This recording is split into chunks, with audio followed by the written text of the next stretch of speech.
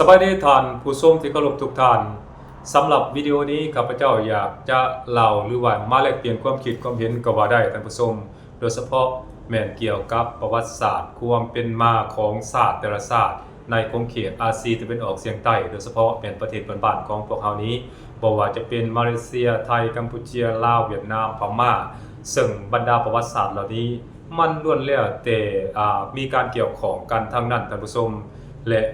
บางครั้งประวัติศาสตร์ของบรรดาประเทศเหล่านี้ก็มีการทรุดโทรมบางครั้งประวัติศาสตร์ของบรรดาประเทศเหล่านี้ก็มีการขยายตัวมีการเจริญเติบโตเป็นที่น่าพึงพอใจในอดีตผ่านมานั้นการขยายอาณาเขตการขยายดินแดนของแต่ละประเทศหรือว่าของแต่ละอาณาจักรที่อยู่ในอาเซียนตะวันออกเฉียงใต้ของพวกเรานี่นะมันก็มีทั้งช่วงที่ตกเป็นหัวเมืองขึ้นและก็มีทั้งช่วงที่ตนเองนั้นไปปกครองหรือว่าสามารถบุกตีเอาประเทศอื่นมาเป็นหัวเมืองขึ้นได้อันนั้นคือเกี่ยวกับประวัติศาสตร์และมันก็บ่แม่นเรื่องแปลกท่านผู้ชมที่ประวัติศาสตร์ของแต่ละประเทศนั้นจะมีการเรียนการสอนหรือว่าการปลูกฝังจิตสำนึกให้กับอนุชนคนรุ่นหลังของประเทศตนเองนั้นที่แตกต่างกันไปและมันก็บ่แปลกท่านผู้ชมที่ประวัติศาสตร์ของประเทศหนึ่งๆนั้นจะพยายามปลูกฝังจิตสำนึกความเป็นศาสตร์นิยมปลูกฝังจิตสำนึกให้ลูกหลานหรือว่าอนุชนคนรุ่นหลังของประเทศตนเองนั้นให้หักหอมความเป็นตัวตนให้มีความเป็นศาสตร์นิยมสูงและก็ให้พยายามปกปักรักษาและก็ห่วงแหนพื้นแผ่นดินอันครบถ้วนหรือว่าอาณาเขตที่บรรพบุรุษของตนเองนั้นได้เสียสละเลือดเนื้อเหือกายสู่หบหรือว่าไปหยันเหยงเอามานั้นอันนั้นมันบ่เป็นเรื่องแปลกรวมทั้งประเทศลาวของพวกเฮาก็เช่นเดียวกันก็ได้มีการ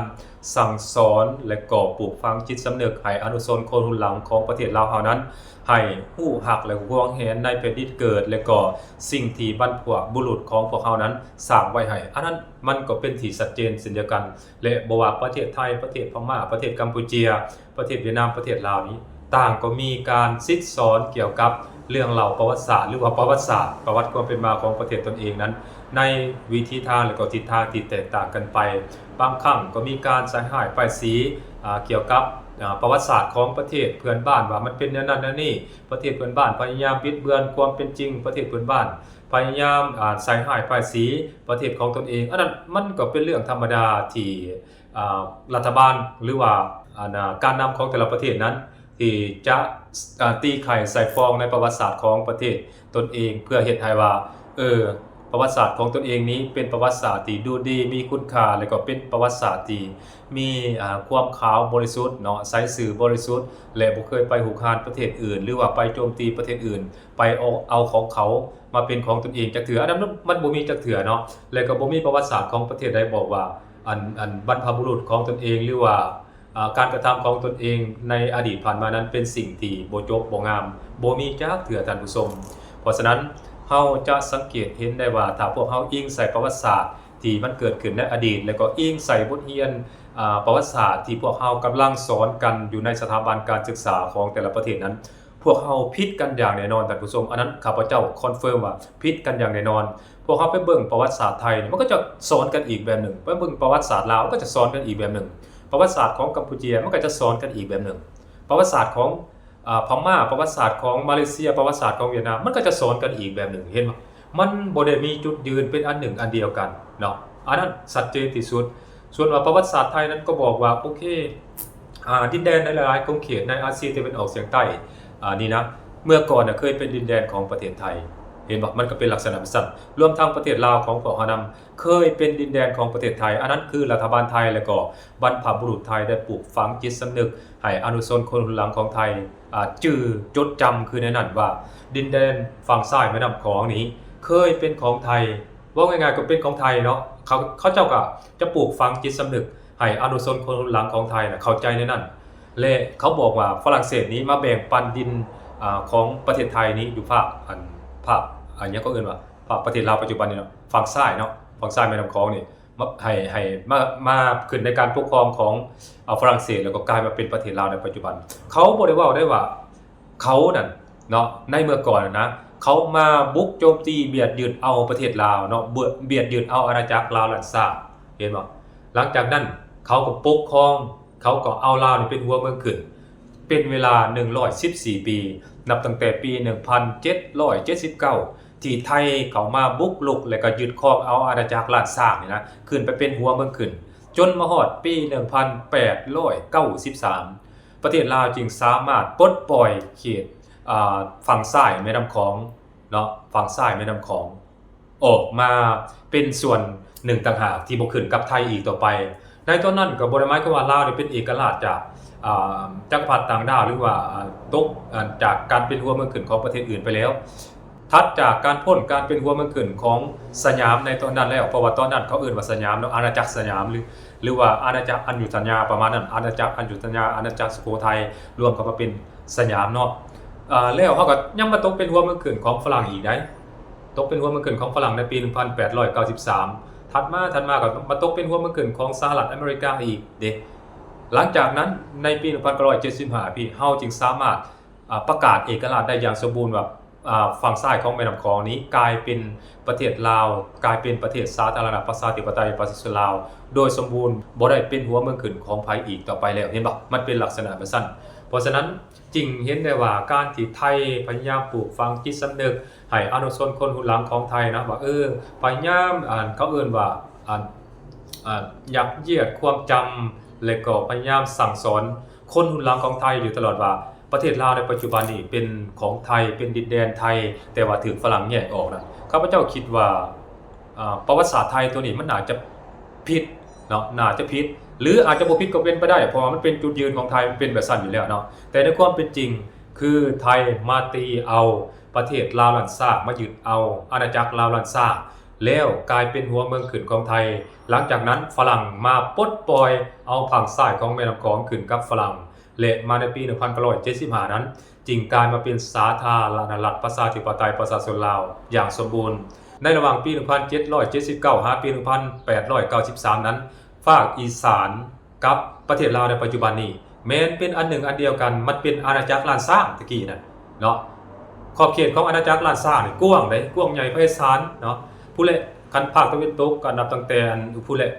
ดงสายปูดงเล็กดงพญาเย็นหยังผู้เละเนาะแต่ว่าปัจจุบันนี่ไทยเปลี่ยนชื่อหยังข้าพเจ้าก็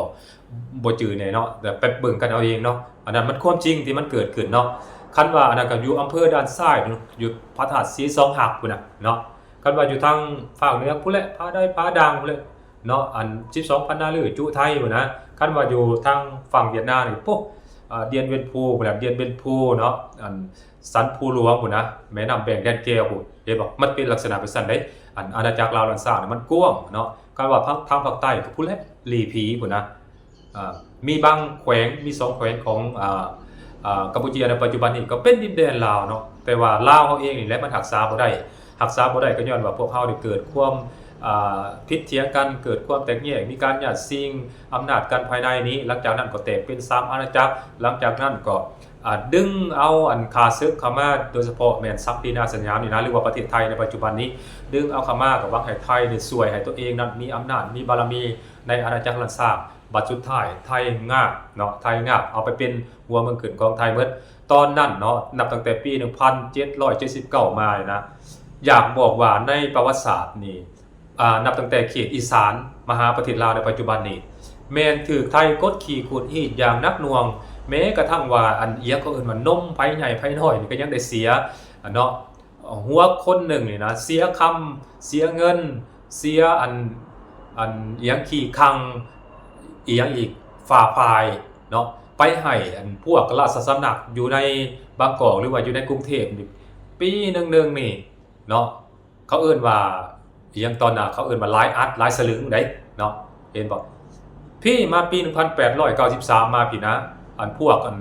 ภาคอีสานนี่เนาะพวกภาคอีสานนี่จริงบ่ได้เสียสวยเนาะบ่ได้เสียสวยแล้วก็ลาวนี่ก็บ่ได้เสียสวยเนาะเพราะว่าแยกออกมาอยู่แล้วเห็นบ่มันเป็นลักษณะแบบนั้นแล้วไทยนี่เนาะคนไทยยังมีคนไทยจำนวนบ่น้อยที่ยังคิดในแบบประวัติศาสตร์เขาเจ้าสอนนั่นแหละเนาะว่าประเทศลาวในปัจจุบันเนี่ยเป็นส่วนหนึ่งของไทยเป็นดินแดนไทยพวกเฮาควรมาตีเอาคืนแล้วก็ควรอีหยังต่างๆนานาเนาะที่เขาเจ้าเว้าครับว่าเจ้าเห็นในประวัติศาสตร์ครับเจ้าเจ็บหัวว่าเขาเจ้ายังมีแนวคิดในลักษณะแบบนี้อยู่ทั้งๆที่ว่าเขาเนี่ยมาบุกโจมตีเอาประเทศลาวมาบุกโจมตีเอาอาณาจักรล้านซากเนาะแล้วก็มาจูดเผาเมืองเวียงจันทน์นี่นะเห็นบ่มันเป็นลักษณะแบบนั้นเด้ แต่ว่าดินแดนลาวนี่นะก็บ่ได้ซัพพอร์ตให้เสียให้แต่ไทยเลยเสียให้หลายประเทศเสียให้หลายอาณาจักรเนาะเสียให้ไทยนี่หลายที่สุดเนาะถ้าเว้าในประวัติศาสตร์ตอนนั้นถือว่า18จังหวัดเนาะแต่ว่าเดี๋ยวนี้มันก็หลายนะเพราะว่าอำนาจเจริญเนี่ยมันก็ขึ้นมาเป็นแขวงหนึ่งต่างหากแล้วบึงกาฬนี่มันก็ขึ้นมาเป็นแขวงหนึ่งต่างหากแล้วเห็นบ่มันเพิ่มขึ้นมาอีกมันก็เป็นถ้าจำบ่ผิดนะก็น่าจะเป็น20จังหวัดแล้วเห็นบ่มันเพิ่มขึ้นมาประชากรอยู่ในประเทศไทยปัจจุบันนี่คนอีสานนี่กว่าเป็นเส้นส่วนใหญ่เห็นบ่ล้วนแล้วแต่เป็นคนเสื้อสายเลือดเสื้อชาติเสื้อชาติลาวเนาะแต่ว่าสัญชาติไทยในปัจจุบันเนาะแต่ว่าคนไทย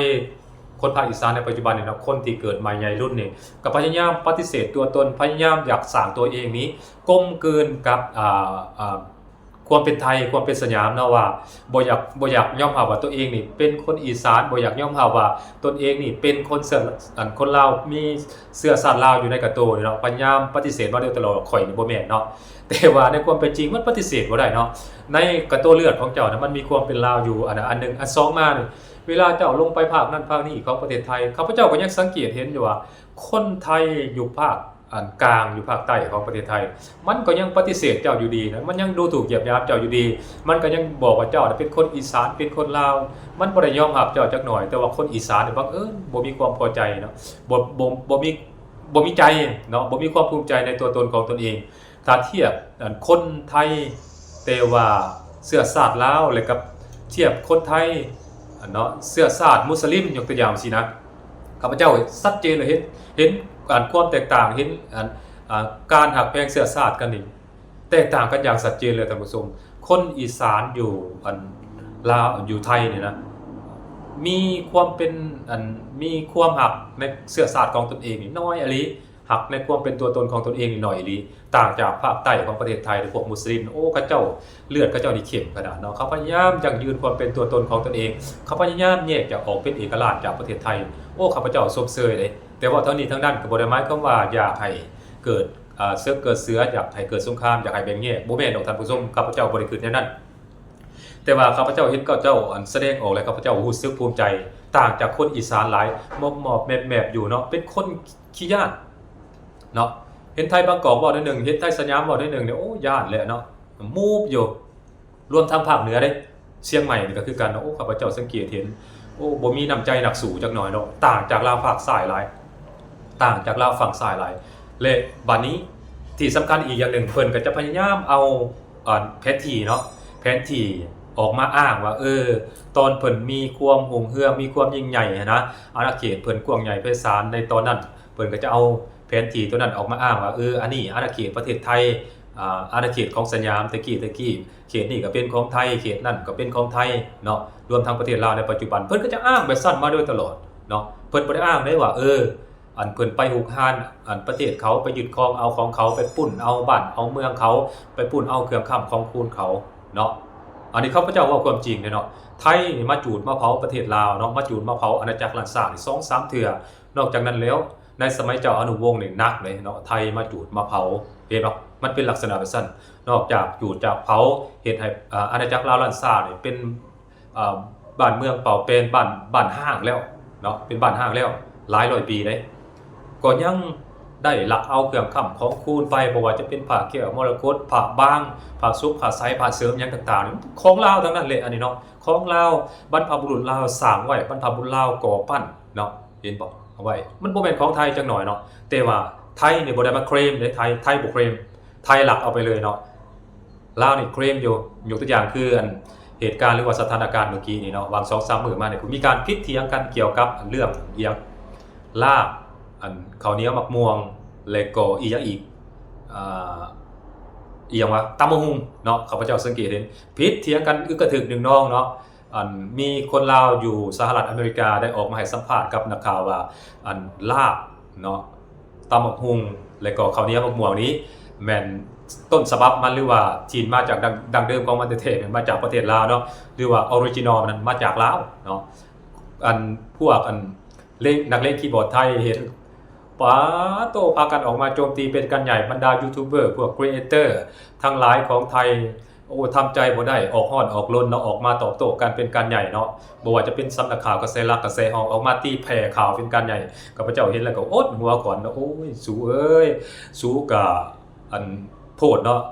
การเคลมเนาะการเคลมนี่ข้าพเจ้าคิดว่ามันมีทั้งถึกและก็ผิดในตัวเนี้ยมีทั้งถึกและก็ผิด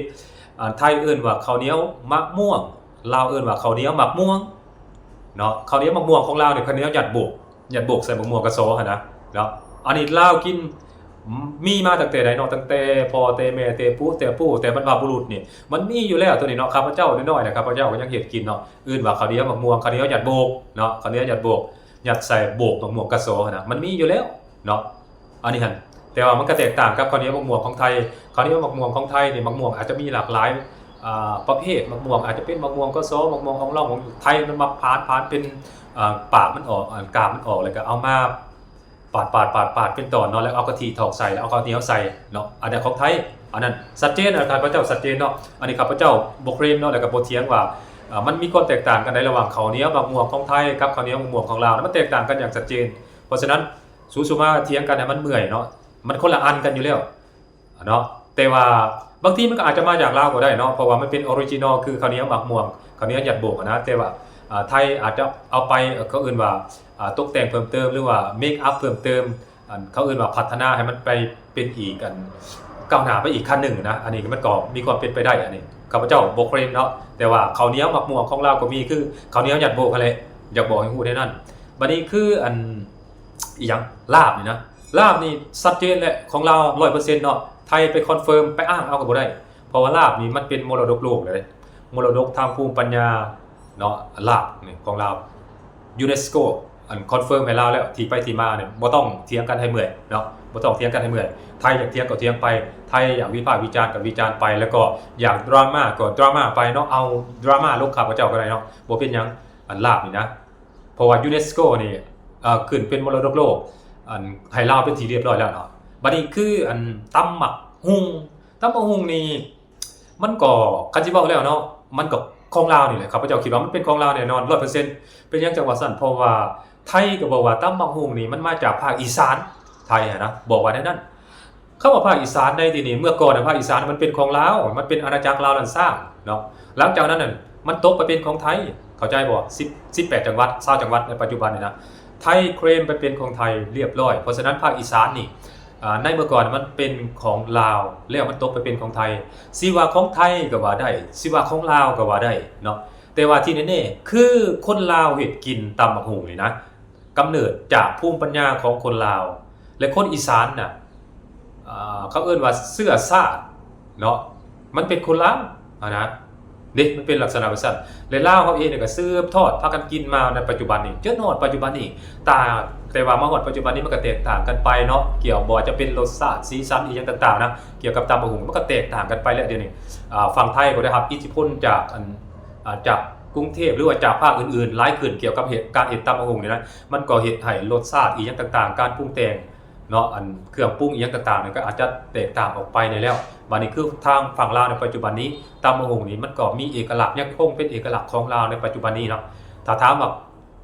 ระหว่างของอีสานกับของลาวในปัจจุบันตัวใดแซ่บกว่ากันมันตอบบ่ได้คำว่าแซ่บนัวนี่มันขึ้นกับของที่ผู้กินนั้นมักเนาะอาจจะเป็นบางคนก็ว่าตำบักหุ่งแบบอีสานนี่แซ่บเนาะน่าจะเป็นของไทยยกตัวอย่างซี่นะบางคนก็บอกว่าโอ้ตำบักหุ่งแบบลาวๆแบบดั้งเดิมนี่แบบออริจินอลนี่มันดั้งเดิมมันแซ่บนะมันก็เป็นไปได้เนาะเพราะฉะนั้นอย่าไปเถียงกันว่าตำบักหุ่งมันเป็นของไผเนาะ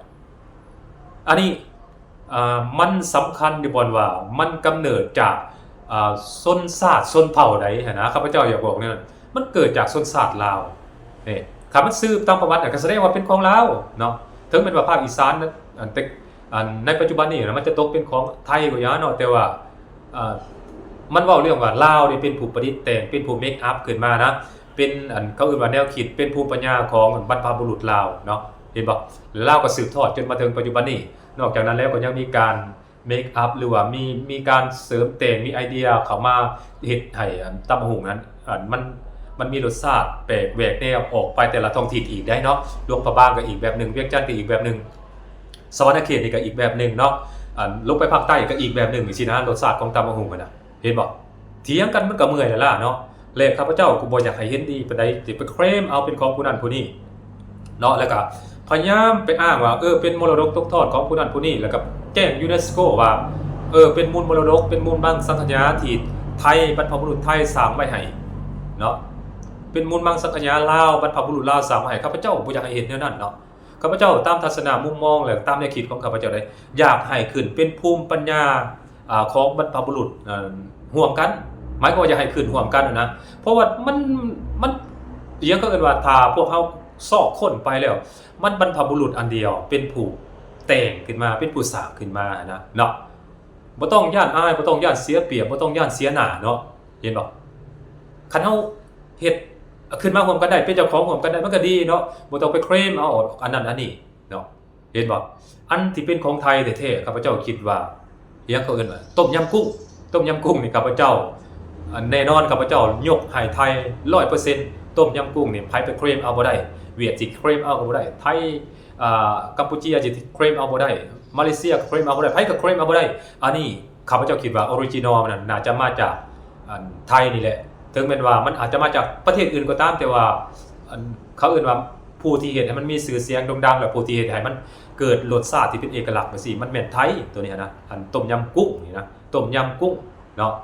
อันนี้ข้าพเจ้าอยากเว้าอยากเล่าคือในนั้นเพราะฉะนั้นประวัติศาสตร์ของแต่ละประเทศมีการสั่งสอนลูกเต้าเราก็ซิดสอนลูกหลานปลูกฝังจิตสำนึกให้ลูกหลานของตนเองเนี่ยมันบ่คือกันมันพยายามแยกความสามัคคีแยกความปรองดองของประเทศเพื่อนบ้านของคนในประเทศเพื่อนบ้านระหว่างกันชัดเจนที่สุดข้าพเจ้าคิดว่าไทยก็ว่าประวัติศาสตร์ไทยดีประวัติศาสตร์กัมพูชีบ่ดีประวัติศาสตร์ลาวบ่ดีเนาะประวัติศาสตร์มาเลเซียบ่ดีสอนให้คนกัมพูชีมาเลเซียลาวนี่สั่งเบื่อสั่งมีอคติต่อคนไทยประวัติศาสตร์ไทยก็บอกว่าแนวนั้นเองส่วนว่าประวัติศาสตร์กัมพูชีประวัติศาสตร์ลาวประวัติศาสตร์เวียดนามประวัติศาสตร์มาเลเซียก็บอกว่าไทยมันเป็นคนแนวนั้นนั่นนี่ไปยึดเอาดินแดนของประเทศอื่นแล้วก็พยายามเคลมว่าฝรั่งนั้นมาแบ่งแนวนั้นนั่นนี่เฮ็ดประวัติศาสตร์ไทยก็ว่าแนวนั้นจริงๆแล้วมันบ่มีไผถูกไผผิดข้าพเจ้าคิดว่ามันขึ้นกับว่าอุดมการณ์ของผู้นำของผู้ปกครองประเทศแต่ละประเทศนะว่าสิสั่งสอนอนุชนคนรุ่นหลังของประเทศตนเองในแนวใดเพื่อให้อนุชนคนรุ่นหลังย่อมย่อสรรเสริญบรรพบุรุษของตนเองย่อมย่อสรรเสริญเกี่ยวกับวีรกรรมของตนเองที่เฮ็ดไว้ในอดีตนั้นและก็เฮ็ดให้อนุชนคนรุ่นหลังของตนเองนั้นหักหอมประเทศของตนเองนั้นเฮ็ดหักหวงแหนประเทศของตนเองนั้นอันนั้นมันเป็นจุดยืนของประวัติศาสตร์แต่ละประเทศข้าพเจ้าก็บ่ได้ย่องประวัติศาสตร์ของประเทศนั้นประเทศนี้เลยดีเลยเนาะมันก็พอปานกันเนาะแต่ว่าถามว่าตัวใดมันเป็นประวัติศาสตร์ที่ถูกต้องใกล้เคียงกับสิ่งที่มันเกิดขึ้นในอดีตแท้ไผบิดเบือนความจริงแท้อันนี้ก็ให้ผู้ชมหลายๆท่านนะบ่ว่าจะเป็นไทยลาวกัมพูชาพม่าหรือว่ามาเลเซียก็แล้วแต่เข้าไปค้นเบิ่งเองเนาะการเรียนรู้ประวัติศาสตร์นี่อย่าเรียนรู้ตั้งแต่ประวัติศาสตร์ไทยคนไทยก็ดีเนาะ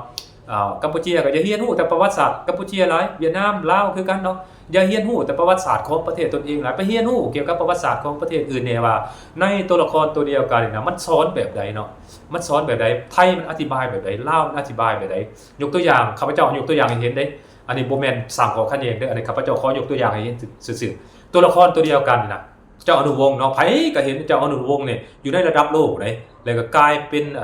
วรรณกรรมไทยกลายเป็นวรรณกรรมลาวเจ้าอนุวงศ์เท่าสุรนารีวีรสตรีของไทยนะตัวละครตัวเดียวกันได้ข้าพเจ้าอยากซี่ให้เห็นแนวนั้นแต่ว่าการอธิบายการให้นิยามของแต่ละฝ่ายนั้นต่างกันโดยสิ้นเชิงไทยนี่ให้นิยามเกี่ยวกับตัวละคร2ตัวละครนี่แตกต่างจากไทยให้นิยามว่าท้าวสุรนารีเนี่ยเป็นวีรสตรีเป็นวีรกษัตริย์ที่ยิ่งใหญ่เนาะแก่เขาเอิ้นว่าอีหยังบรรพบุรุษไทยเนาะเป็นผู้ที่สามารถปราบปรามเจ้าอนุได้เห็นบ่เป็นวีรสตรีหมายความว่าเป็นผู้ที่สร้างคุณงามความดีในประวัติศาสตร์ไทยให้แก่อาณาจักรของสยามตะกี้เนาะเห็นบ่บัดนี้ไทยก็บอกว่าเจ้าอนุวงศ์นี่เป็นกบฏเป็นผู้กบฏคนเลี้ยวเลี้ยงบ่เชื่อเอามาเลี้ยงแต่น้อยก็บ่เชื่อฟังแนวนั้นนั่นนี่สุดท้ายแล้วออกมาก่อกบฏคนเลี้ยวกินหยังก็บนเฮือนขี่บนหลังคาอีหยังประมาณนี้ไทยก็ว่าแนวนั้นเนาะควรเอามาฆ่าควรเอามาประหารควรเขาเอิ้นว่าเอาไปเหประจานตัดหยังเขาเอิ้นว่าศีรษะเหประจานเจ็ดสัวโคตรไทยบอกว่าแนวนั้นได้อันนั้นสำหรับตัวละครท้าวสุรนารีกับเจ้าอนุวงศ์เห็นบ่บัดนี้ประวัติศาสตร์ลาวสอนได้เจ้าฮู้บ่ประวัติศาสตร์ลาวก็บอกว่าท้าวสุรนารีแล้วก็กับเจ้าอนุวงศ์นี่ก็แตกต่างกันอย่างชัดเจนท่านผู้ชมคือลาวก็บอกว่าประวัติศาสตร์นี่โดยเฉพาะแม่นท้าวสุรนารีนี่ เป็นกะหรี่เป็นกะหรี่บ้านกะหรี่เมืองคันว่ากะหรี่ก็หมายความว่านี่โอ้เป็นอันผู้หญิงกลางคืนเป็นผู้หญิงขายตัวมั่วสุมสารพัดเลยเห็นบ่มันเป็นลักษณะแบบนั้นแล้วก็เป็นอันพวกที่นาไวลังรอบเพราะว่าตอนนั้นอันอีนายยาโมโคราชนี่นะเป็นผู้ที่มาขันอาสาพากองทัพเจ้าอนุวงศ์ที่จะนำพาเอาอันประชาชนลาวที่ถูกไทยกดต้อนไปกรุงเทพไปสุพรรณบุรีเนี่ยกลับคืนเมืองเวียงจันทน์ตอนนั้นเจ้าอนุก็ไว้เนื้อเสือใจเนาะว่าให้อันท้าวสุรนารีเนี่ยเนาะหรือว่าอีนายยาโมโคราชนี่นะเพราะว่าเป็นผู้ที่สำนันทางเป็นเจ้าที่ว่าง่ายไปน่าจะฮู้จักทางลบนี้ที่ไหลดีก็เลยว่ามอบให้เป็นภาระเพราะว่าตอนนั้นเพิ่นก็แสดงความจริงใจเด้ว่าโอ้มีความจงรักภักดีต่อเวียงจันทน์มีความจงรักภักดีต่อเจ้าอนุวงศ์เจ้าอนุก็เลยว่าอันไว้ใจหลังจากนั้นกับอันให้อนุญาตให้นำพาเอาคนลาวที่ถูกไทยกดต้อนไปสุพรรณบุรีอย่างต่างๆไปชลบุรีไปกรุงเทพอย่างต่างๆอันมาเวียงจันทน์แต่ว่าในขณะที่พักข้างคืนนะอีนายยาโมโคราชนี่ได้เอาเหล่ายาปลาแป้งได้เอาเครื่องเบื่อของมึนเมาอย่างต่างๆเนี่ยไปเบื่อเมาแม่ทัพนายกองไปเบื่อเมาเขาเอิ้นว่าผู้ใหญ่ในตอนนั้นนะเนาะเฮ็ดให้กองทัพเจ้าอนุวงศ์นี่เนาะกองทัพเจ้าอนุวงศ์นี่ถูกเบื่อเมาว่าง่ายๆก็อันถูกอันตัวยั่วหลอกลวงเนาะกินยาเบื่อยาเมาและพวกอันศักดินาสยามนี่นะกับเข้ามาขาพันลันเทงเนาะเห็นบ่โดยศักดินาสยามนี่ก็ใช้อีนายยาโมโคราชนี่นะเป็นนกต่อเนาะเป็นนกต่อเป็นใส่เป็นกลอุบายเพื่อปราบปรามกระบวนการต่อสู้ของเจ้าอนุวงศ์นี่เห็นบ่ก็เลยว่าประวัติศาสตร์ลาวนี่ได้สั่งสอนว่าอีนายยาโมโคราชนี่เป็นกะหรี่บ้านกะหรี่เมืองแนวนั้นนี่เห็นบ่ตัวละครตัวนึงบัดนี้สำหรับเจ้าอนุวงศ์นี้ทางประวัติศาสตร์ลาวก็ได้สอนว่าเป็นวีรบุรุษที่ยิ่งใหญ่เนาะของชาติในประวัติศาสตร์ลาวเนาะถึงแม้ว่าเพิ่นจะบ่ได้รับชัยชนะในการถอนโฮมอาณาจักรลาวลันซากให้เป็นเอกภาพเป็นหนึ่งเดียวก็ตามแต่ว่ากระบวนการต่อสู้นั้นมันก็ได้แสดงให้เห็นถึงว่าการบ่ยอมจำนนต่อพวกศักดินาสยามบ่ยอมเป็นหัวเมืองขึ้นเนาะพวกเฮามีเลือดนักสู้พวกเฮามีเลือดลาวลูกหลานลาวเนาะมีจิตใจต่อสู้มีจิตใจพิรัตอาหารพวกเฮาบ่ยอมอยู่ใต้อำนาจและอิทธิพลของศักดินาสยามพวกเฮาต้องลุกขึ้นมาต่อสู้ต้องการปลดปล่อยตนเองออกจากเอกปกครองของพวกศักดินาสยามเพราะฉะนั้นจริงนำพาประชาชนลาวบรรดาเผ่าทั้งสองฝั่งแม่น้ำคลองนี่นะลุกขึ้นมาต่อสู้ต้านศักดินาสยามคืนเห็นถึงเป็นว่าจะถือการเลี้ยงดูจากศักดินาสยามตั้งแต่น้อยจนใหญ่อย่างอิ่มน้ำสำราญอิ่มน้ำสำราญและอยู่ดีมีแฮงก็ตามแต่ว่าเลือดนี่นะมันยังเป็นเลือดลาวอยู่มันยังเครียดแค้นในตอนที่ไทยนะมาจุดเผาเมืองเวียงจันทน์อยู่ปล่อยให้เมืองเวียงจันทน์เป็นห้างและก่อเหตุให้ประชาชนลาวบรรดาเผ่าในอาณาจักรลันซากตอนนั้นน่ะมีความยุ่งยากลำบากถือกดขี่ข่มเหงจาก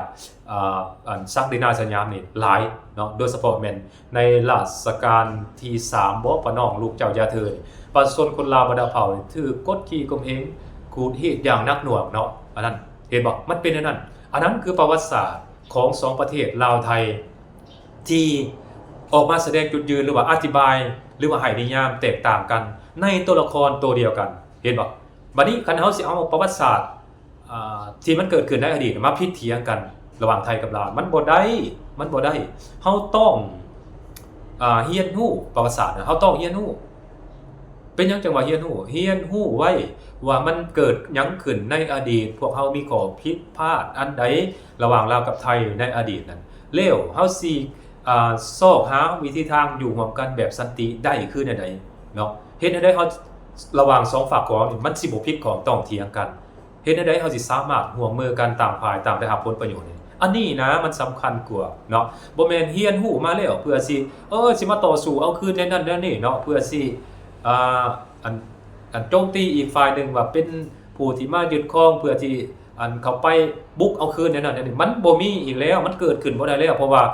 ขอบเขตชายแดนของ2ประเทศนี่มันเป็นที่รับรู้กันแล้วในเวทีนานาชาตินะมันเป็นไปบ่ได้สิโดดเข้าไปโจมตีเอาประเทศอื่นแบบหน้าตาด้านๆดังที่มันเกิดขึ้นในอดีตมันเป็นไปบ่ได้อยู่แล้วเนาะเพราะฉะนั้นข้าพเจ้าจริงอยากเรียกร้องบรรดายูทูบเบอร์พวกครีเอเตอร์หรือว่าพวกนักสร้างคอนเทนต์ทั้งหลายเนี่ยพยายามเอาบทเรียนที่มันเกิดขึ้นในอดีตมาเป็นตัวอย่าง และก็ข้าพเจ้าอยากเรียกร้องให้พวกนักสร้างคอนเทนต์พวกยูทูบเบอร์ทั้งหลายบ่จะเป็นทั้งลาวทั้งไทยพยายามสร้างคอนเทนต์ที่มันมีเนื้อหาสาระที่ไปในทางทิศทางที่สร้างสรรค์ให้ทั้งสองประเทศนี้ต่างฝ่าย